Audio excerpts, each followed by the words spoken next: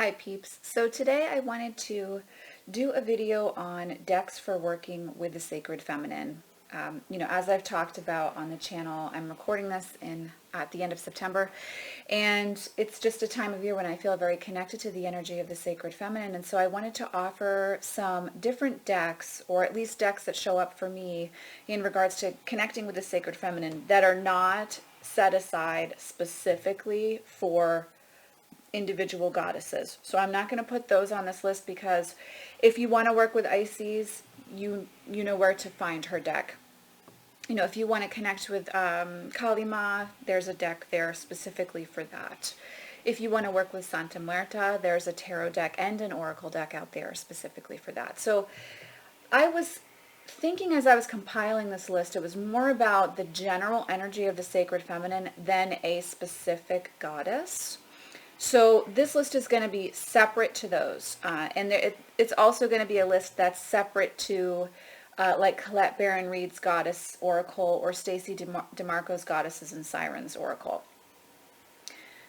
You all know that those are out there, unless you're very new to Tarot and Oracle, and if so, you can do a simple Google search and you can find those specific decks by beloved Oracle and Tarot authors. This list is more general energy for those of us that are wanting to connect with the sacred feminine and don't necessarily need to have a very specific goddess labeled with that, but that it's more the energy of the sacred feminine for this time of year. And of course, being me, I've kind of looked at it as a spectrum from light to dark. And so I'm going to start, I just have to move all these decks around, guys. I'm going to start with the lighter end of the spectrum and I will finish up with the dark.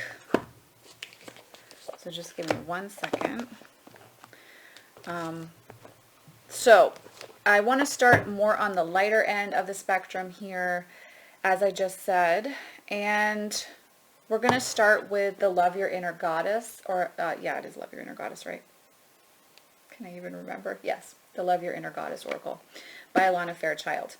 The artwork's really beautiful in this deck, and it's a very affirmational deck. And so if you're wanting to work more with the mother, creative, nurturing energy of the sacred feminine, then this is a deck that you may wish to turn to.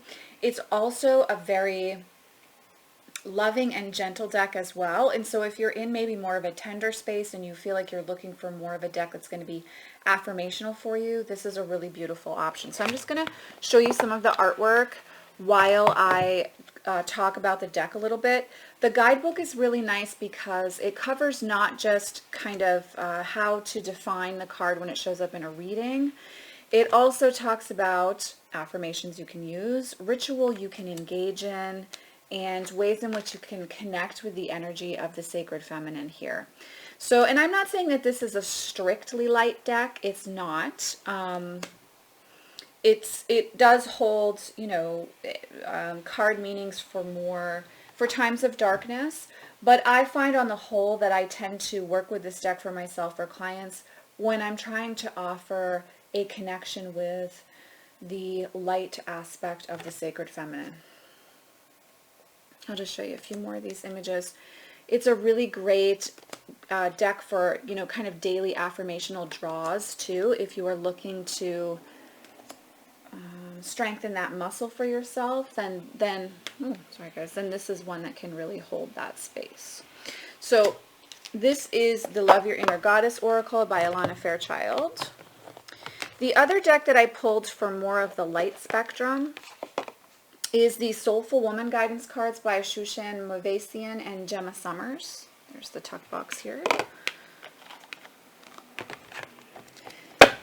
This one, again, is another affirmational deck to connect with the sacred feminine.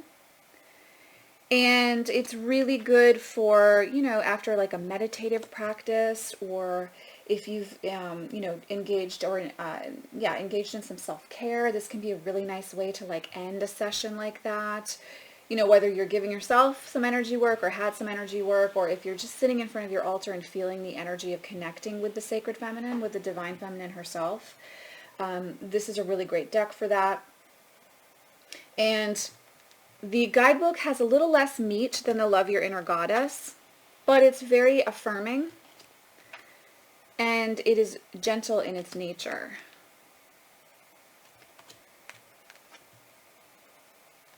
And the artwork is really lovely.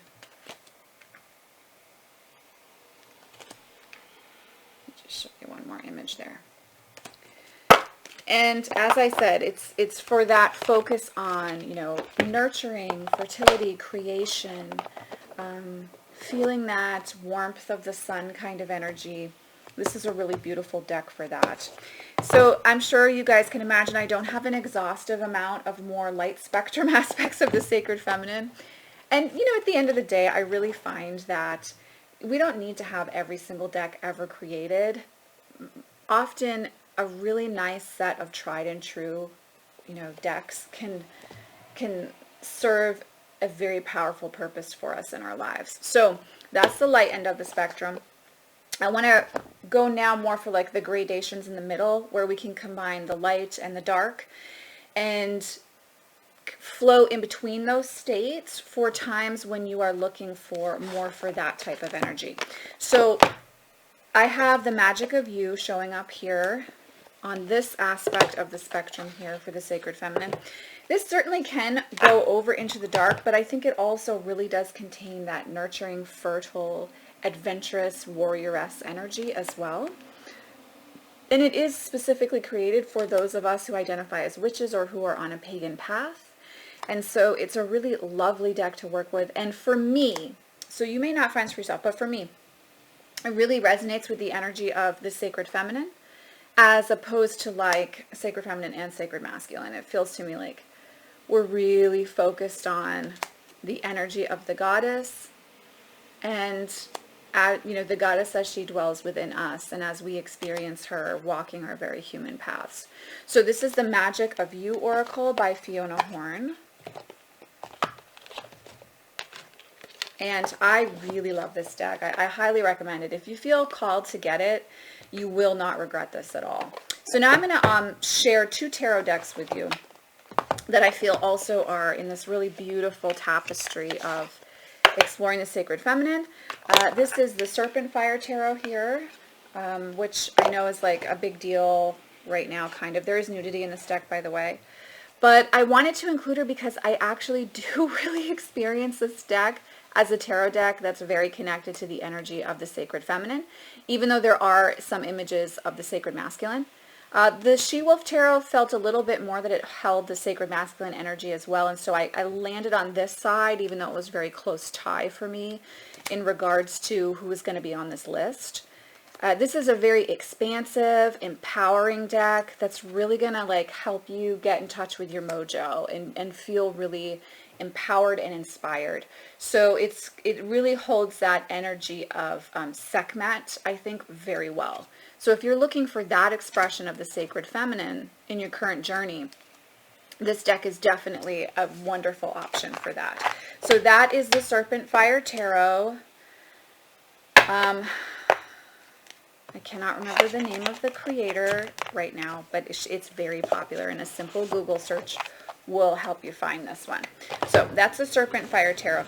The other tarot deck that's on my spectrum aspect of the Sacred Feminine is the Tarot of Mystical Moments by Katrin Weltstein. And there's a reason for this. Number one, she gives options in all the core cards for straight up feminine energy if you so choose to do that. You have multiple choice options with that. And I really actually love that. And I think this deck really holds that spectrum of the Sacred Feminine beautifully while feeling really, what's the right word? Harmonious, balanced, and loving, but not like too she. You know, it's like loving, but it's not too precious. I don't go in for precious very well or very often in my card decks, as many of you know. Those of you who are OG and have been with the channel since the beginning, it's just not my happy place. But in this, but I don't feel that with this deck at all. I feel like it's a beautiful, full-figured, full-bodied expression of the Sacred Feminine as seen through the lens and structure of tarot.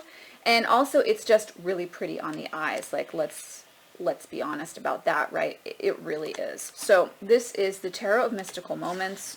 And if you're looking for something that's holding that space of, you know, multiple aspects of the sacred feminine and of the goddess, then I think you can really find some beauty there. Now, the next deck that I'm going to talk about, listen, I know, like, we love Alana Fairchild, and sometimes she goes over the top, and in my opinion, not necessarily true, just in my opinion. But when she gets it right, she really gets it right. She knocks it out of the park. And the Sacred Rebels Oracle is an instance where I really feel like she knocked it out of the park. And I think if you are looking for the more maiden aspect of the sacred feminine, well, I mean, it holds maiden mother crone. That was the intention of the deck. But especially if you're wanting to move in that, with that energy and have that balanced with the other facets and faces of the goddess, the Sacred Rebels Oracle gives you an opportunity to connect with that. I think this is one of those decks that she just knocked it out of the park with. I have been using this deck for years. Like, oh my God, guys, how long ago did I do the review for this deck? Like forever. And I still use this deck. I really love this deck when I want to look at big picture soul evolution aspects, either of my life or for a client or querent's life. It's just really spot on for that. Now, do I use it as a clarifier in tarot readings in general? No. I use it as a big picture aspect. And in regards to that, this deck is just super powerful. So, show you some of the imagery here. I'm sorry that the camera is catching the glare. I love this image. Isn't this gorgeous, guys?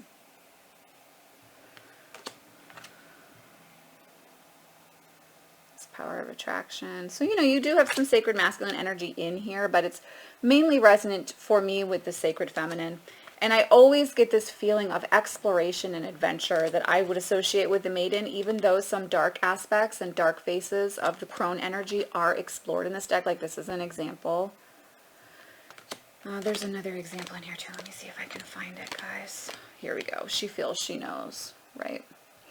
So this is one that I really recommend for that kind of deeper spiritual path work, and very much intrinsically aligned with the sacred feminine to me. Like, this is one of my decks that I will never get rid of. It will always be in my practice, and I find that it's very helpful for clients, whether that's a card reading, a shadow work session, or a Reiki session, or even a shamanic session. This deck is always going to fit the bill.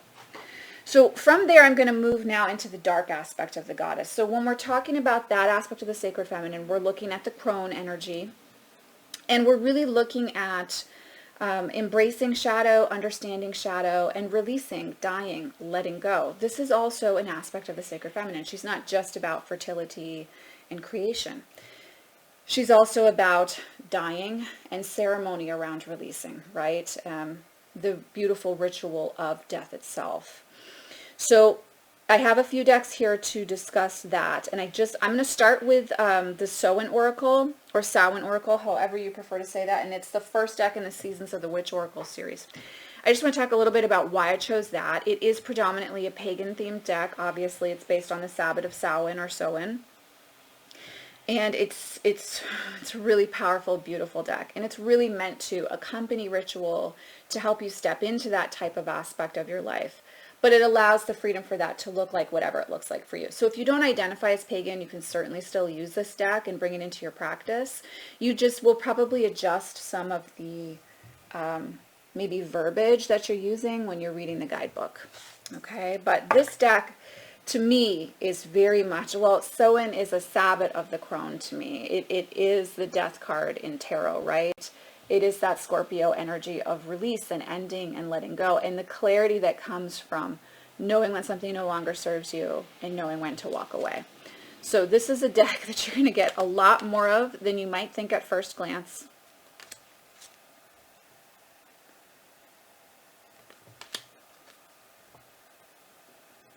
She's just so pretty and yet also fierce. And the dark feel to this lends itself well for connecting with the dark face of the goddess. And it's really, really powerful. So this is The Seasons of the Witch, Sew and Oracle. The box is down there, so I'm just looking at the title. For some reason, I always forget the name Seasons of the Witch. But, so, yes, this is definitely on my dark face of the goddess aspect of that spectrum of the sacred feminine. So now we're going to talk about the Lantern Oracle by Angelina Mirabitu. I've been highly, highly recommending this, and I will continue to do so. If you are looking to do shadow work, this deck is a very loving introduction to it, but it is very, very powerful. There's no other way for me to put that. It's super powerful.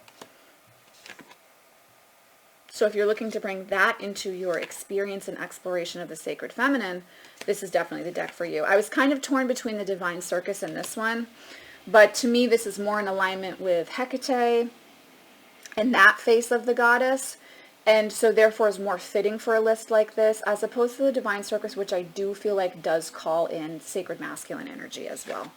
So if you're only going to get one deck off of this list, I would recommend this one, to be very, very honest with you, because this one's going to give you kind of everything you need, but is slightly more in alignment with the dark face of the goddess, which is always a sweet spot for me. But I think you can still you can find the light within this deck as well. It's not strictly dark, if you know what I mean. And so now I'm going to talk about the Darkwood Tarot. I really do feel like this deck represents the witch's journey. And so in that way, it actually is full spectrum. But, you know, seriously, the colors in this deck, the theme and feel of this deck, it's very much in alignment with the crone to me. So I put her on the dark aspect of the goddess. So again, you're working with the structure of tarot, which is always beautiful. But there is definitely a predominantly sacred feminine focus and feel. And it's just such a beautiful deck. It's there. I don't have the right words to say how much I love this deck. It's absolutely gorgeous. So that's the Darkwood Tarot by Abigail Larson. And then the final deck I have on this list is the Chicoli Oracle. I was really torn between the Chicoli Tarot and the Chicoli Oracle. And I landed on the Oracle because I feel like the size of this deck actually helps you get more out of working with the dark face of the sacred feminine. Now, the artwork feels very playful and childlike until you get into it and you realize that it's actually very sinister, and we're exploring some darker themes here. This is why it's on the dark end of the spectrum and the last deck on the list. And I do encourage you to use this deck for shadow work, but you need to be in the right place for it. Please don't engage in shadow work with this deck if you are not grounded and clear. If you're in the middle of triggers or experiencing triggers or rehashing trauma, it's really not the time to work with this deck. And so I want you to be very responsible for yourself when you choose to call in the Chicoli, either the Chicoli Oracle or the Chicoli Tarot. But let me tell you, this is a really powerful weapon to have in your spiritual toolkit, because you can go right, you can use the guidebook if you want. And you all know that I do value guidebooks. But you can just go right into the imagery and get right into the heart of the matter, right into the sticky stuff that you need to look at for yourself. And I do feel that that's a very valuable and important aspect of the sacred feminine, for us to be able to be really honest with ourselves in the dark, right? To really face and look at those things that we are either afraid of or ashamed of based on conditioning or experiences and trauma, and really get a chance to, as we look at that and acknowledge it, integrate it and move forward. I think sometimes we get afraid that we're going to get stuck in that, but the beauty of goddesses like Hecate and the Morrigan is the understanding and the awareness that even Baba Yaga, as you work with that energy, you are getting stronger, and it enables you to step into the light in a fuller way and to experience more balance and symmetry and harmony on your path. So this is a really beautiful deck for that, but like I said, please be in the right space when you work with the Chicoli Oracle or the Chicoli Tarot, wherever you feel like you want to sink your teeth into, and either of those two decks really, I think, are I think you're going to get a lot out of it. I just chose this one because the cards are a little bit bigger. The images are a little bit clearer to step into. As I said, I wouldn't be overly focused on the guidebooks with either of those. Use them as jumping off points, but really focus on what comes up for you when you look at the imagery, because a lot is going on and a lot will come up. So this is my exhaustive video and list for decks for working with the energy of the sacred feminine and the goddess in general. Again, if you want to work with a specific goddess, there are those decks out there, and this list isn't containing them. This list is focused on those, more of the general feel of the goddess. So I hope you found this video helpful. It's been wonderful to spend some time with you on this rainy day. And as always, I'm sending you much love and many blessings. I'll see you in the next video.